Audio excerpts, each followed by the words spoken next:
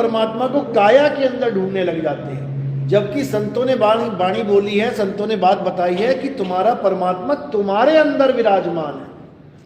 तुम्हारे अंदर विराजमान का मतलब यह है कि पहले तुम्हें यह जानना पड़ेगा कि मैं कौन हूं, और जब तुम ये जानोगे कि मैं कौन हूं, तब तुम्हें समझ में आएगा कि मैं शरीर हूं ही नहीं। मैं क्या हूं? मैं एक आत्म तत्व हूं, आत्मा हूं। तो जब अपने आप को आत्मा करके जानोगे, तब समझना कि अब तुम्हें परमात्मा मिलेगा, अब कोई रोक नहीं सकता।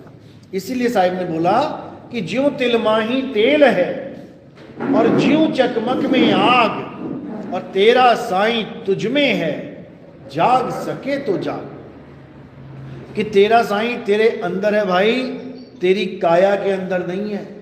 तेरी काया में कौन है? तेरी काया में सारे गुण हैं, रजोगुण, सतोगुण, तमोगुण। तेरी काया में कौन है? मन और माया है। तुम्हारी काया में परमात्मा नहीं है। इसीलिए साहिब ने बार बार आत्मज्ञान की चर्चा करते हुए कहा कि यह भेद काया से न्यारा, बूझे बिरला कोई।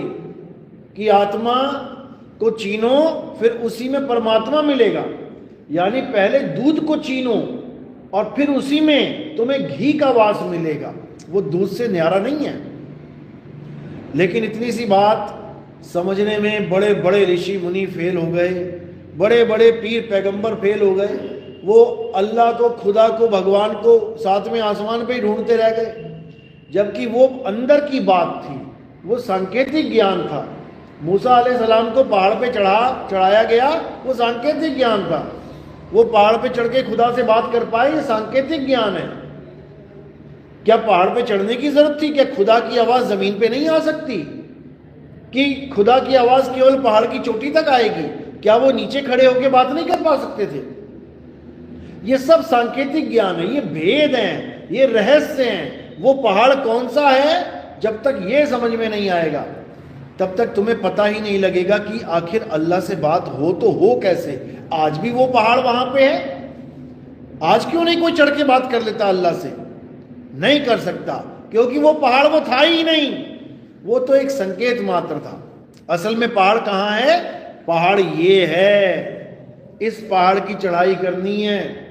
साहिब कहते हैं इस पहाड़ की चढ़ाई करोगे तो सिंहासन पे पहुंचोगे। खुदा का सिंहासन इस पहाड़ की चोटी पे लगा है, वहीं मुसल्ला बिछा हुआ है, वहीं तुमने जाना है। तो कह रहे हैं अब तो जाए चढ़े सिंहासन और मिले हैं सारंग पानी, और राम कबीरा एक भय है, कोई ना सके पहचानी। वो राम और कबीरा एक तभी होंगे जब इस पहाड़ पे चढ़ेंगे। जो इस पहाड़ पे नहीं चढ़ पाएगा वो सदा सदा के लिए नीचे ही धक्के खाएगा। और नीचे कहाँ जाएगा? लख 84 में जाएगा। साहिब समझा रहे हैं लख 84 भटक के और पौपे अटके आए, अब की पासा ना पड़ा तो फिर 84 जाए। ये जुए की बाजी है। अब की पासा ना पड़ा। कौन फेंकता था पासा? सबसे बड़ा पासेबाज कौन था? शकुनी मामा। वो पासा फेंकता था और उसको वरदान था कि जो पासे में सोच के फेंकेगा वही पासे में आ जाएगा। इसीलिए पांचों पांडव को बेगारी बना दिया उसने, सब कुछ जीत लिया उनसे। लेकिन वो धोखे की बाजी थी, इसलिए मारा गया। हमारे साथ भी धोखा हो रहा है। कौन कर रहा है? काल और माया हमारे साथ धोखा खेल रहे हैं। जब तक काल और माया के धोखे को समझोगे नहीं, तब तक तुम भी भिखारी बने रहोगे। राजा के बेटे हो तुम, लेकिन तुम्हें भिखारी बना रखा है सबने मिलके, और तुम भिखारी बने हुए हो। अब कब राजा बनोगे? जब सिंहासन पे चढ़ जाओगे। सिंहासन पे कौन चढ़ सकता है? राजा या राजकुमार। ये दो ही हैं, तीसरा कोई नहीं चढ़ता सिंहासन पे। या तो राजा चढ़ेगा या उसका उत्तराधिकारी।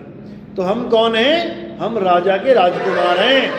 और जिस दिन राजकुमार सिंहासन पे बैठ जाता है तो वो राजकुमार नहीं, क्या कहलाता है? राजा ही कहलाता है वो। इसी को साहिब कह रहे हैं, अरे कोटि तो ब्रह्मा भय और कोटि भय ईश, साहिब तेरी बंदगी से ये जीव हुए जगदीश। कि ऐसी बंदगी मिल जाए, ऐसी भक्ति मिल जाए कि तुम्हें अलग से भगवान की पूजा ना करनी पड़े, तुम्हारी पूजा के द्वारा तुम ही भगवान हो जाओ। तब समझना कि अब बात बनेगी। इसीलिए साहिब ने बार बार समझाया कि कि एक कहूं तो है नहीं और दो कहूं तो गारी, और जैसा है तैसा कहूं कहें कबीर विचारी। यानी वो हमसे जुदा नहीं है, लेकिन हम उसको जान नहीं पा रहे हैं, इसलिए अज्ञानता में दो हुए बैठे हैं। असल में हम दो नहीं हैं। ओ शाह असा तो वख नहीं, बस देखण वाली अख नहीं। वो घी में, घी कहाँ विराजमान है? दूध में ही है, लेकिन तुम इन खुली आंखों से देखोगे दूध को तो तुम्हें घी नजर नहीं आएगा। लेकिन जो जानकार है, जो इस भेद को जानता है कि दूध में ही घी है, वो उस दूध को घी की नजर से देखेगा। वो कभी दूध को फेंकेगा नहीं नाली में, वो ये कह के नहीं फेंकेगा नहीं नहीं नहीं ये घी नहीं, ये तो दूध है, फेंक दो इसे, नहीं।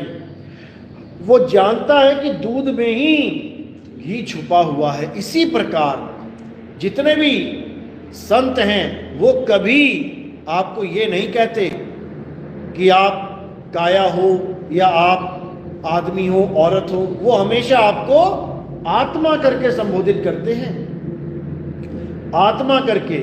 चाहे तुम जीव अवस्था में हो तब भी तुम्हें बोलेंगे ये जीव आत्मा है। तुम्हारे साथ आत्मा लगाएंगे ही लगाएंगे, क्योंकि तुम्हें पता ही नहीं है आत्मा